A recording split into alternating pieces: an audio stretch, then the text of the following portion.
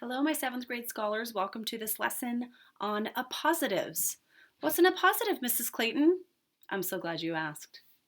An appositive renames or helps a noun that precedes it. So an appositive is basically just retelling what the noun is. So in this case, we have our cousin Josh is an excellent writer. Well, we know cousin is going to be our subject, and it's a noun. Josh is describing that cousin or telling more or renaming or helping that noun be more clear. So the cousin, which one? Well, specifically Josh, right? So we have our cousin Josh. Here is our appositive. That's how we'll identify it. Is it's coming after a noun and it's renaming typically or helping that noun for clarification. So in this case, the way we diagram appositives, we go through our diagram like we normally do. So let's grab our red marker. We have, in fact, I need a little bit more space here and maybe over here. We have cousin. And then the appositive is going to be diagrammed in parentheses. So Josh goes right here. Because Josh is also the subject and will be in that subject section. So cousin, Josh, there's the appositive, renaming it. Whose cousin? Our. And then what's the verb? Is. And what is he? Writer. And then what kind of writer? An excellent writer. I miss the classroom. This isn't quite the same, but I think you get the idea. This is renaming the noun right before it or helping it. And all you have to do is put it in parentheses to show that that's an appositive. All right, let's look at another example of appositives. We girls won the game. We is our subject. Oh, girls is renaming we. So this is renames a noun or that precedes it. Renames or helps a noun that precedes it. Well, that's not a noun. It's a pronoun. Pronouns can replace nouns, so pronouns are going to work too. So our subject is we, and then what do? We won. But girls is renaming what we is. So our appositive is girls. And then we have our direct object over here. So let's do a quick diagram. Sometimes I forget to give myself some space here. We, and then girls. And what do? We won. And what did we win? Here's our direct object. We have our fence here. Game. Which game? The game. All that stuff is review. So all we're doing is putting the appositive in here next to the noun or the pronoun that it is renaming. All right, our next diagram goes out to period 8.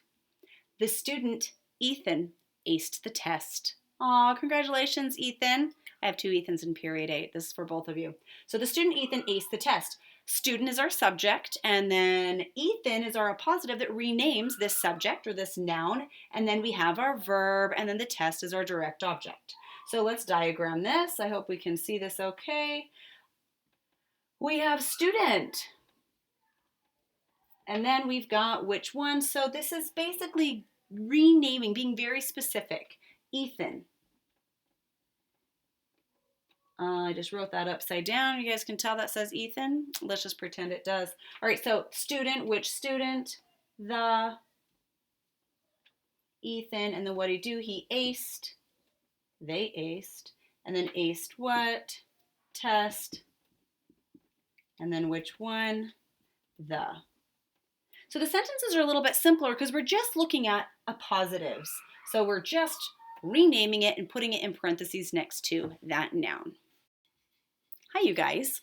We are talking about appositive phrases, and they contain the appositive and all of its modifiers, just like prepositions will have all of the modifiers. So preposition will have the object of the preposition and the adjectives that go with it. So an appositive phrase will have the appositive and all of the modifiers, just like Pepper, my little rat, chewed her cage. So Pepper is our subject, and then chewed is the verb, right? There we go. So Pepper is the subject, chewed is the verb. So what's my little rat? my little rat is renaming Pepper. So in this case, my little rat is the appositive phrase that is that is going to be in the parentheses, but only the one appositive. So rat will be in the parentheses and my little will just act like the regular old adjectives, okay? So let's take a look. We've got Pepper, my little rat. So let's say Pepper is our subject, and then rat is our appositive. Then we end up with what kind of rat? Little. Who's my? And those would need to be underneath that appositive. So we'd have my and little. Ooh, scratching me. And then what'd she do? She chewed. And what did she chew? Cage. And whose cage? Her. Tickles. All right, girl. So we end up not putting the whole appositive phrase in the subject, next to the subject, just the appositive. And then the adjectives would go right underneath that, showing that that would be part of that appositive. We'll do another example.